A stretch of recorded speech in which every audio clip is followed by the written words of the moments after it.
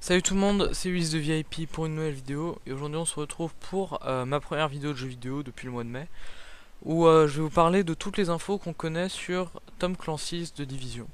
Donc c'est une vidéo qui m'a été proposée par un abonné assez fidèle qui s'appelle Destroy36. Donc du coup en fait ce que je voulais vous dire c'est que je vous invitais, si vous avez des idées de vidéos et que vous voulez me les proposer, surtout n'hésitez pas hein. Vous savez que je suis super ouvert à tout ce qui est idée. Donc ça peut être du jeu vidéo comme des tutos hein, c'est juste ça la condition. Faut que ce soit des infos sur des jeux vidéo ou alors des tutos sur Android, iOS ou Windows. C'est ma seule condition et je vous invite très fortement à proposer à faire des vidéos. Enfin à me proposer des vidéos. Donc toutes les infos sur Tom Clancy's The Division. Donc, comme vous le savez, c'est un peu la nouvelle grosse mouture de Ubisoft, qui après Assassin's Creed, qui sera un peu la grosse sortie d'octobre.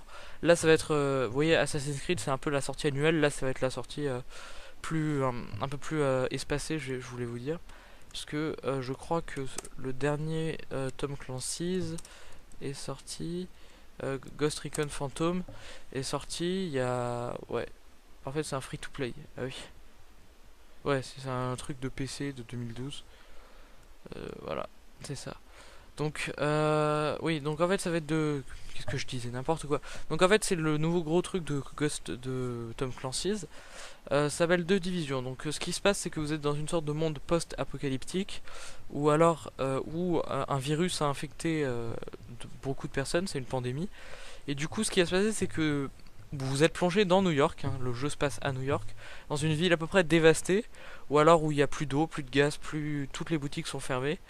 Et du coup, vous incarnez un personnage de la division, donc c'est une sorte de groupe armé qui va essayer de, à la fois de combattre ceux qui ont créé le virus, et en même temps de sauver un peu les habitants et de continuer à ce que notre société fonctionne normalement, enfin à peu près normalement, quoi, parce que c'est difficile de fonctionner sans infrastructure. Donc du coup, ce qui va se passer, c'est que en fait, le jeu sera pas du tout axé sur le solo, mais beaucoup axé sur la coopération et sur le PVP, c'est-à-dire le player versus player. Et donc du coup, en fait, ce qu'ils ont dit, c'est qu'ils allaient donner une place importante au concept de faction rivale. C'est-à-dire que vous allez appartenir à un groupe, enfin à une sorte à différents groupes, et ces groupes que vous pourrez, enfin, il y aura des, en fait, d'autres, vous faites partie, enfin voilà, c'est ça ce que je voulais dire. Vous faites partie de la division, et ce qui va se passer, c'est que vous aurez d'autres groupes, un peu comme la division, mais en moins puissant, que vous allez pouvoir intégrer, aider ou alors combattre. Et donc du coup, ça va être en plus, ça peut être, ils peuvent vous aider mais ils peuvent être aussi très hostiles et donc du coup vous allez devoir faire un peu des choix pour savoir si vous voulez être avec eux. Donc ce qu'ils ont dit c'est que ils allaient considérer deux divisions comme un RPG mais aussi un peu un jeu de tir à la troisième personne. Donc du coup ce qui va se passer c'est qu'il y aura différentes classes, c'est-à-dire que vous allez avoir des classes de healer, c'est-à-dire vous avez une classe qui soigne, un DPS, c'est-à-dire un mec qui peut euh, infliger beaucoup de dégâts, et un tank, c'est-à-dire quelqu'un qui encaisse bien les coups.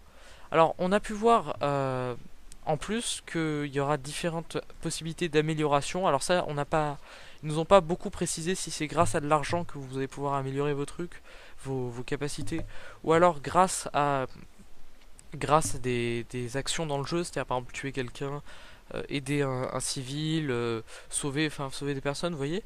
Donc du coup, il y a plusieurs possibilités d'amélioration.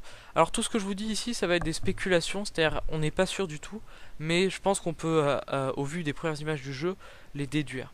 Donc si vous avez un peu regardé les images du gameplay, vous aurez pu voir que le héros utilisait sa montre pour déjà pour consulter ses capacités et en plus, alors on a vu d'autres options comme une option Christmas Edition, donc ça je pense que ça va être un DLC qui pourra être téléchargé. Ou alors il y avait une autre chose possible, c'était World Messaging, donc ça peut, alors ça peut peut-être laisser entrevoir la possibilité que le jeu sorte sur PC, puisque comme vous le savez il n'y a que les versions PS4 et Xbox One qui sont prévues. Donc du coup la version PC peut être à prévoir, mais ça bon on n'est pas sûr du tout. Et donc une fois que le type avec sa montre essaye d'améliorer des choses, alors il y a différentes améliorations qui sont possibles. Donc tout d'abord on voit une sorte d'amélioration avec des poumons, donc ça on peut peut-être envisager que c'est une amélioration ou alors de la résistance au virus, ou alors de l'endurance peut-être, alors ça je spéculation. Ensuite, donc on voit une amélioration avec une croix, donc ça on peut dire que c'est peut-être une amélioration de la santé aussi, donc voilà, hein. Ensuite, il y a une amélioration où on voit un fusil devenir de plus en plus gros, donc je pense que c'est une amélioration des dégâts. Euh, Ensuite, il y a une amélioration, à mon avis, ça doit être où vous voyez un viseur, donc ça c'est une amélioration de précision. Vous voyez où le fusil bouge moins et donc du coup le recul est moins gros. Et c'est à peu près tout ce que j'ai vu d'après ce que je me souviens. Et j'ai vu aussi, oui, et il y a aussi une amélioration avec un cœur et un type qui court plus vite. Donc à mon avis, ça c'est, je pense, quelqu'un qui va courir plus vite. Alors aussi, il y a la possibilité d'acheter beaucoup d'objets, donc par exemple des grenades, des mortiers, des seringues pour pouvoir vous communiquer, enfin oui, des pacemakers, des mitraillettes, des fusils, enfin vraiment beaucoup de choses qui ont l'air très intéressantes. Euh, donc, ce qui va se passer aussi, c'est que qu'est-ce que je voulais dire? Oui, le jeu, oui, donc oui, donc la montre en fait va être un des objets principaux du jeu, comme je vous l'avais dit. Et donc du coup, ce qui va se passer, c'est que la montre va être très utile pour faire beaucoup de choses. Ah oui, donc aussi il y a quelque chose, enfin il y a un élément très important dont je vous ai pas parlé. Oui, je m'en rappelais plus. C'était qu'il y aura une place très importante qui sera accordée à l'économie souterraine. C'est-à-dire, vous voyez le marché noir.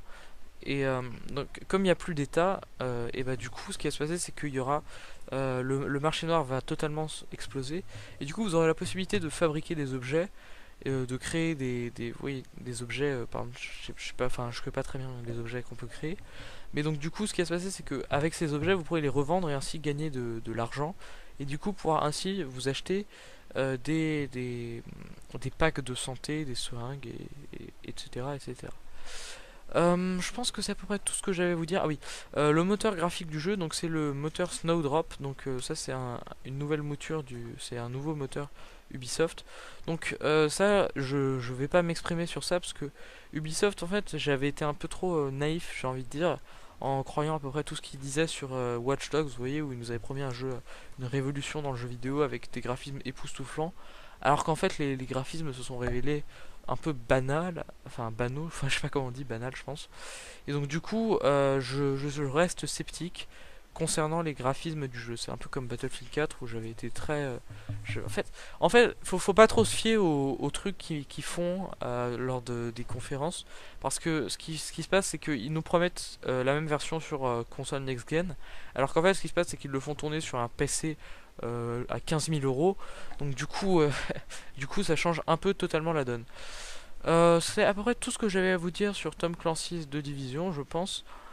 Si cette vidéo vous a plu, n'hésitez pas à la commenter. Ah oui, non, un dernier truc. Euh, Ce qui va se passer, c'est que... oui, ah, j'oubliais, évidemment. Ce qui va se passer, c'est que vous allez pouvoir...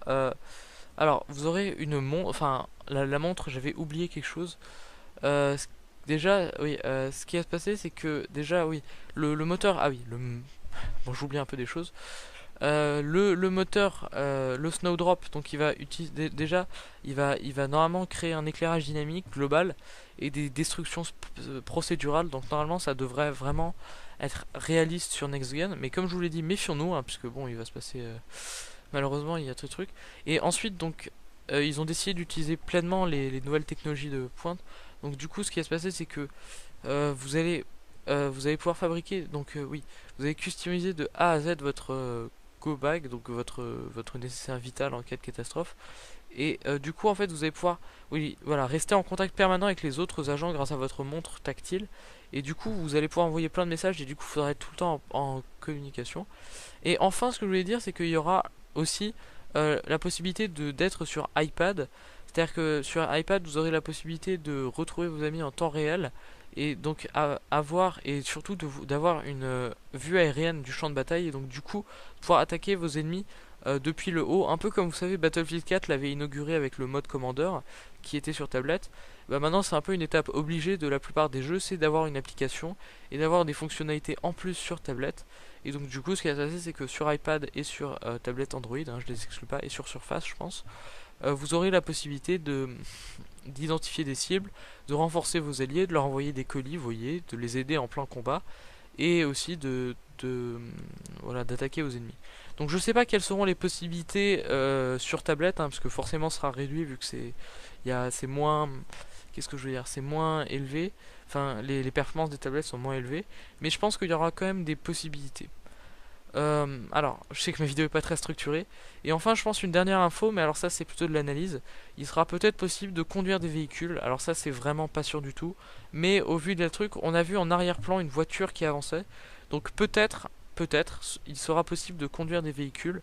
Et donc du coup ça pourrait considérablement modifier la donne. Mais ça n'a pas été montré dans le gameplay, c'était juste une image en arrière-plan où on voyait un joueur qui conduisait, enfin une voiture avancer. Mais donc je sais pas trop si ça va être vrai ou pas. En tout cas, je pense que c'est ainsi que cette vidéo s'achève. Merci de m'avoir suivi. Si cette vidéo vous a plu, n'hésitez pas à la liker, la commenter ou à la partager. Hein. Bon, ça me dérangera pas. Si vous voulez continuer à suivre mes vidéos pour le gaming ou pour les tutos, bah abonnez-vous. Et sur ce, je vous dis au revoir et à la prochaine.